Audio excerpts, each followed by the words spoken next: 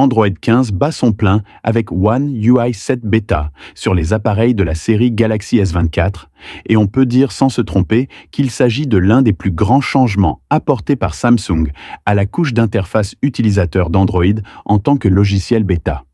Pour le bien qui l'accompagne, il comporte intrinsèquement quelques bugs et fonctionnalités manquantes, ainsi que davantage de fonctionnalités supplémentaires et de modifications dans l'apparence visuelle, ainsi que la fonctionnalité du système d'exploitation dans le temps.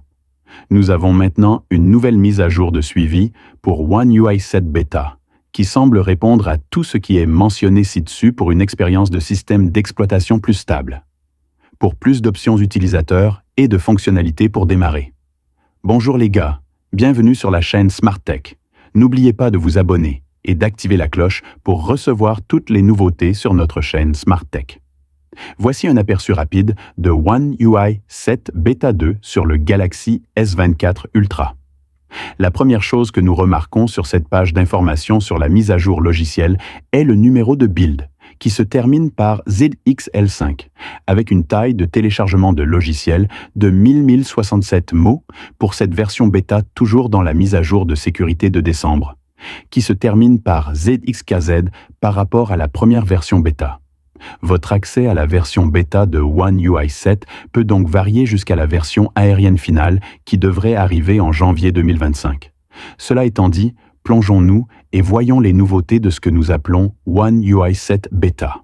2. Tout d'abord, un changement de fonctionnalité majeur que nous avons remarqué concerne le jeu amplificateur.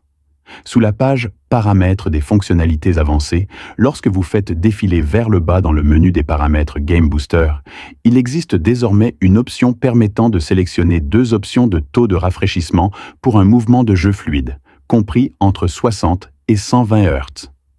L'option 60 Hz permet d'économiser davantage de batterie, tandis que le mode 120 Hz, lorsque le jeu est pris en charge, offre une expérience visuelle plus fluide. Le paramètre indique que si l'application de jeu dispose de son propre paramètre de taux de rafraîchissement, elle l'utilisera à la place. C'est formidable, car cela offre davantage d'options aux joueurs mobiles pour personnaliser leur expérience de jeu en fonction de leur désir d'équilibrer une meilleure autonomie de la batterie avec une expérience de jeu fluide en cas de besoin.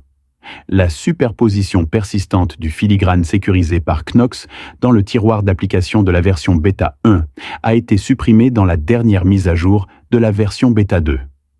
La présence du filigrane n'était pas la fin du monde, mais à bien des égards, elle a gêné le esthétique visuel naturel du nouveau AppDrawer. Bien que Samsung ait mentionné que le filigrane serait supprimé dans la version stable de One UI 7, il est formidable de voir avec la version Beta 2 que le changement visant à supprimer le filigrane est arrivé plus tôt et montre que Samsung écoute et s'engage à offrir le meilleur. Look et expérience visuelle pour One UI 7, même dans les petits détails.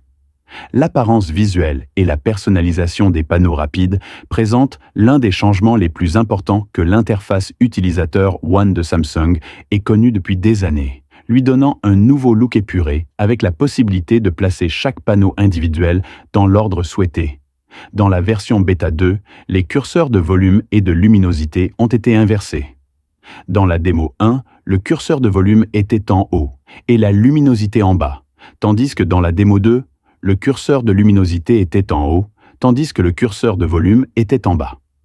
Maintenant, nous ne connaissons pas entièrement les raisons de ce changement, mais dans l'ensemble, cela ne nuit pas à l'expérience utilisateur lors de l'utilisation du panneau rapide pour le curseur de volume et de luminosité. Nous prendrons donc le changement au fur et à mesure. La meilleure fonctionnalité est de loin l'animation, bien sûr. Maintenant, prenez cette partie avec des pincettes car il s'agit encore d'un logiciel bêta et le comportement de la version finale en termes de vitesse et de fluidité reste à déterminer.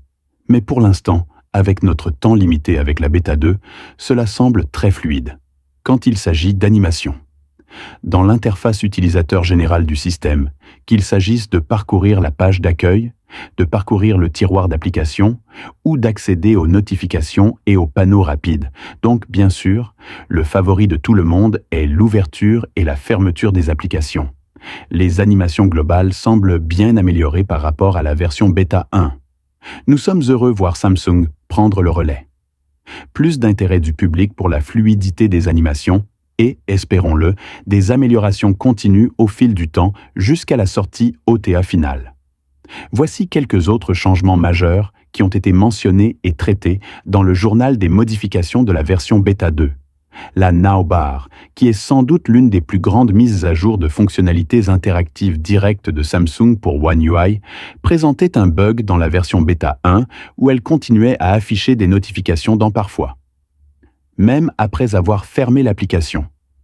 Ce problème semble avoir été résolu, ce qui est formidable à voir.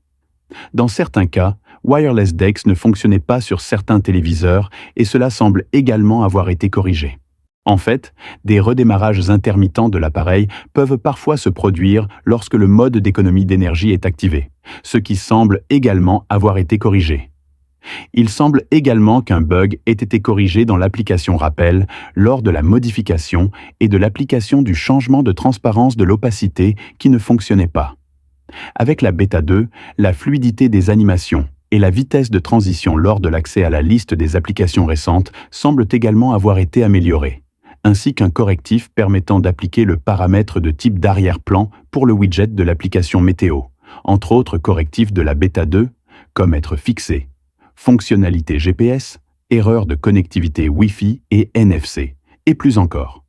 La route vers Android 15 semble être en bonne voie en ce qui concerne la version One UI 7 Beta 2, et cela montre que Samsung écoute les commentaires et améliore les choses à mesure que nous nous dirigeons vers expérience plus stable.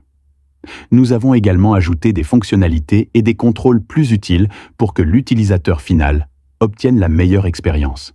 Il y a encore plus à venir en ce qui concerne les versions bêta jusqu'à la dernière mise à jour en direct. Nous ne manquerons pas de rester à l'écoute et de couvrir plus en profondeur One UI 7 Beta au fil du temps. Si vous utilisez One UI 7 Beta sur votre Galaxy S24 éligible, quelle a été votre expérience jusqu'à présent? Dites-le nous dans la section commentaires ci-dessous. Assurez-vous de vous abonner et d'activer les notifications. Merci d'avoir regardé Smart Tech.